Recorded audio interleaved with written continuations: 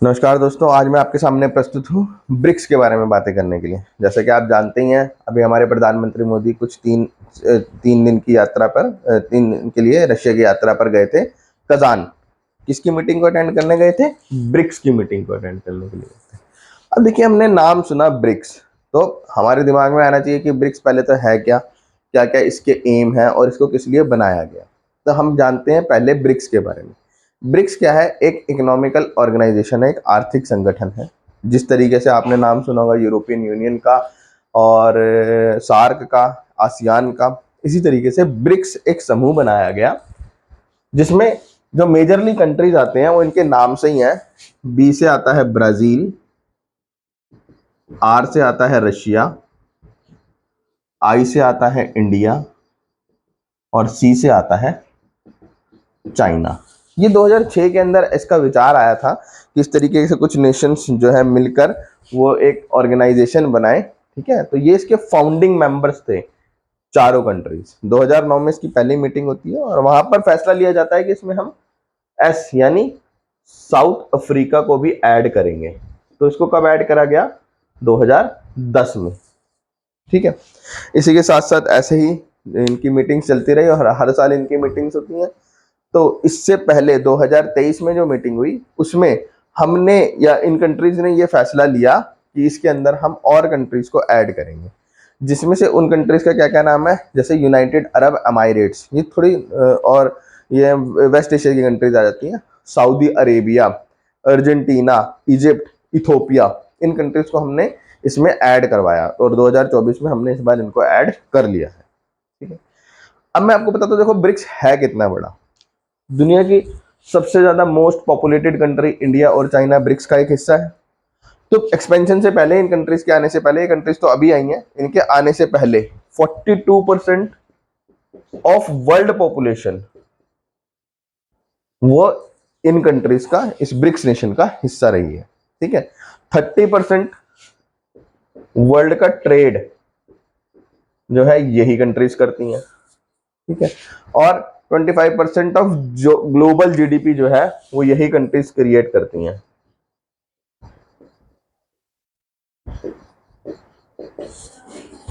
ठीक है, तो ये इसका एक्सपेंशन, अब इसका एक्सपेंशन और ज्यादा बढ़ चुका है। ठीक है, अब देखो, मैं जो इस ब्रिक्स को मानता हूं, देखियो, दुनिया की इकोनॉमीज के ऊपर ना वेस्ट का कब्जा है। वेस्ट की जब मैं बात करता हूं तो मैं बात करता हूं यूरोप की और यूएसए की। तो वर्ल्ड इकोनॉमीज पे इनका कब्जा है। ठीक है, जिसको हम कैपिटलिस्ट इकोनॉमी बोलते हैं। तो जैसे इन्होंने यूरोप ने यूरोपियन यूनियन बनाया, यूएस एक बहुत बड़ा पार्ट इसके अंदर प्ले करता है। ब्रेटन वुड्स इंस्टीट्यूशंस आए हमारे पास।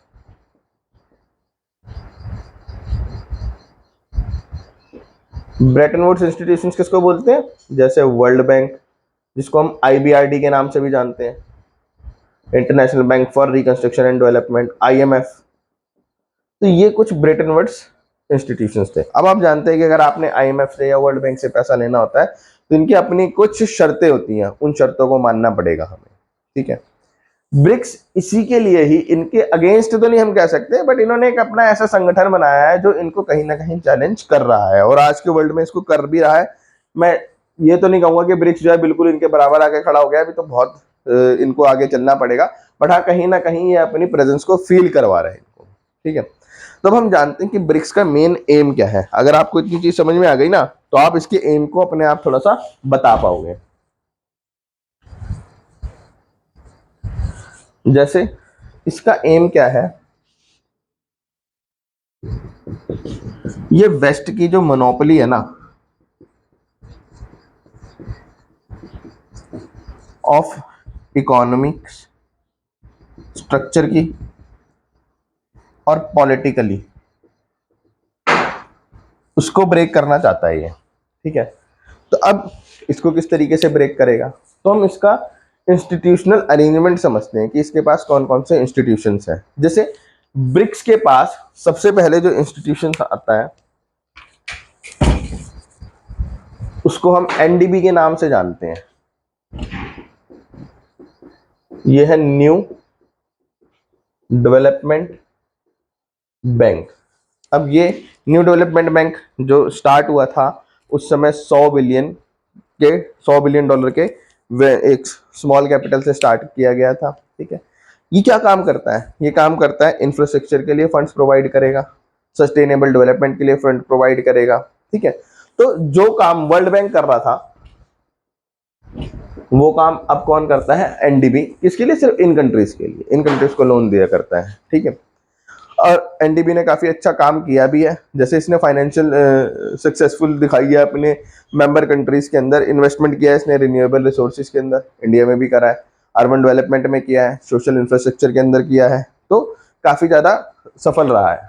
दूसरा आता है इसका सीआरए, कंटिजेंट रिजर्व एग्रीमेंट। ठीक है, ये काम होता है जैसे आईएमएफ का काम है,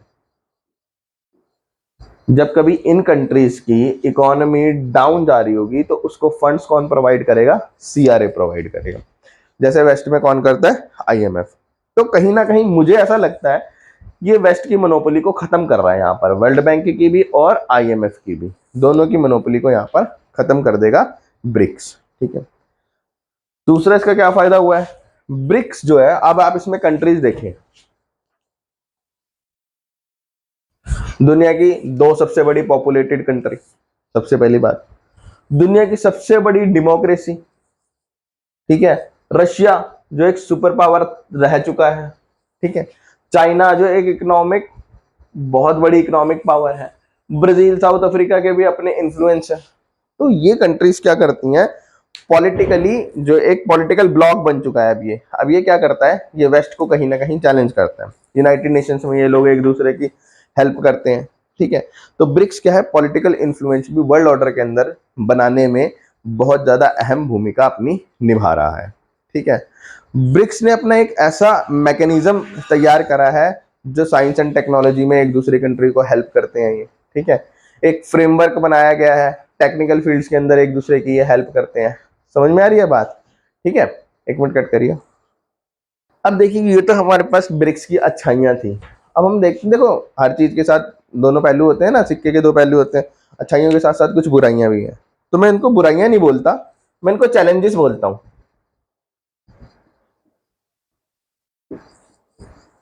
तो ब्रिक्स कंट्रीज के सामने कुछ चैलेंजेस हैं, जैसे ब्रिक्स कंट्री के सामने सबसे बड़ा बड़ा चैलेंज क्या है कि इसकी जो इकोनॉमिकली डाइवर्सिटी है। ठीक है, तो सबसे पहला क्या है? Economical diversity. इकोनॉमिकल डाइवर्सिटी को इजी भाषा में समझाऊं मैं आपको, तो रशिया एक सोशलिस्ट कंट्री है। ठीक है, चाइना कम्युनिस्ट कंट्री है, इंडिया मिक्स्ड इकोनॉमी है, इसी तरीके से ब्राजील एंड साउथ अफ्रीका भी है। ठीक है, तो बहुत सारी डाइवर्सिटी है।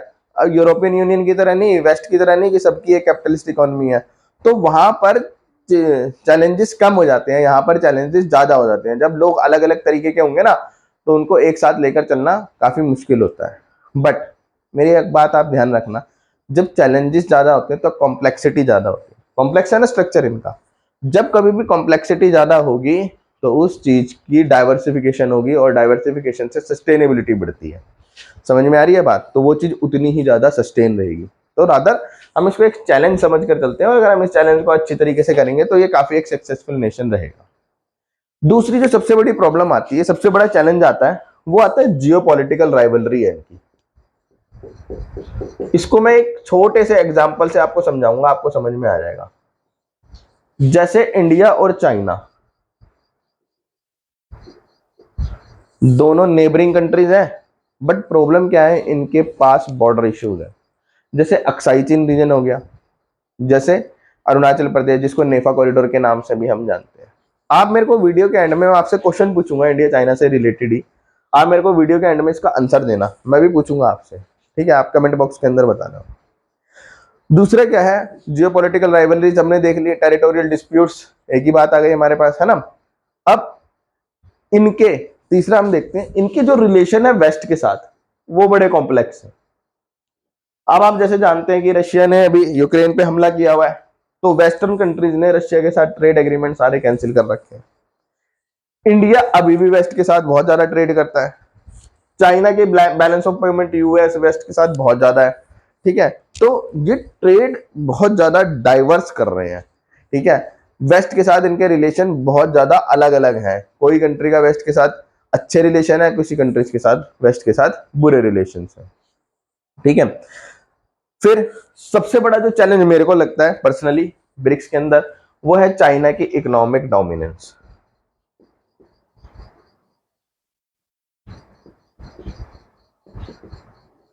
देखो वेस्ट में क्या प्रॉब्लम है, वेस्ट में प्रॉब्लम है कि वहां पर जो इकोनॉमिक डोमिनेंस है वो है यूएस की, ठीक है।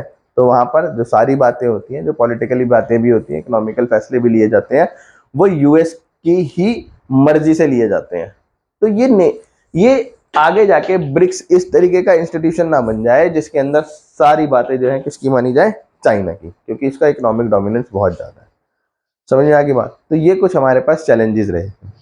अब मैं बात करता हूँ 16th ब्रिक्स समिट की, जो अभी 2024 में हुई है, जिसके लिए प्रधानमंत्री मोदी हमारे कजान गए थे। तो ये इसलिए भी बहुत इंपॉर्टेंट थी। एक तो देखिए, वर्ल्ड अभी अभी जो है ना, कोरोना इकोनॉमी से बाहर निकला है। कोरोना से बाहर निकला है तो सभी की इकोनॉमी जो है बहुत ज्यादा अच्छा वर्क नहीं कर रही। दूसरा, कोरोना तो था ही, प्लस वॉर्स भी तो है, वॉर्स हो रही हैं, तो इनसे भी बाहर निकला है। तो आप जैसे जानते हैं कि रशिया के ऊपर बहुत सारे इकोनॉमिकल बैन्स लगाए गए, ट्रेड बैन्स लगाए गए। अब ब्रिक्स ने मिलकर बोला है कि भाई ये कंट्रीज जो है रशिया के साथ फिर से ट्रेड करेंगी, ठीक है। तो इसीलिए ये बहुत ज्यादा इंपॉर्टेंट था इकोनॉमिकल वे से, ट्रेड के वे से, अगर आप इसको देखे जाए तो, ठीक है। अब हम देखते हैं कि हमारे पास मैं आपसे कुछ क्वेश्चन पुट करना चाहता था इस वीडियो के एंड में। आप मेरे को ये बताइए, देखिए इस बार जो, एक मिनट कट कर, तो मैं आपके सामने ये क्वेश्चन पुट करना चाहता हूँ। देखो ब्रिक्स की मीटिंग हुई इस बार रशिया के अंदर हुई। ज्यादातर मीटिंग्स जो होती हैं वो कहाँ पर होती है, इनकी कैपिटल सिटी में होती है। तो रशिया में हुई तो मॉस्को में होनी चाहिए थी, बट इस बार कजान में हुई। तो मेरा आपसे ये क्वेश्चन है, आप मेरे को कमेंट बॉक्स में बताना है कि इस बार कजान ही क्यों चुना गया, वाई कजान, ठीक है। दूसरा मैं आपसे ये पूछना चाहता हूं कि मैंने आपको बताया अभी इंडिया और चाइना के अंदर एक बॉर्डर डिस्प्यूट है। तो वो बॉर्डर डिस्प्यूट के लिए अभी एक एग्रीमेंट साइन हुआ है इंडिया और चाइना के बीच में। तो आप मुझे उस एग्रीमेंट का नाम बताएं और बताएं कि उस एग्रीमेंट से हुआ क्या है। तो आप ये मेरे कमेंट बॉक्स में बताएं, ठीक है। मैं कोशिश करूंगा कुछ टाइम बाद इसके ऊपर भी वीडियो बनाने की, ठीक है। जय हिंद, जय भारत।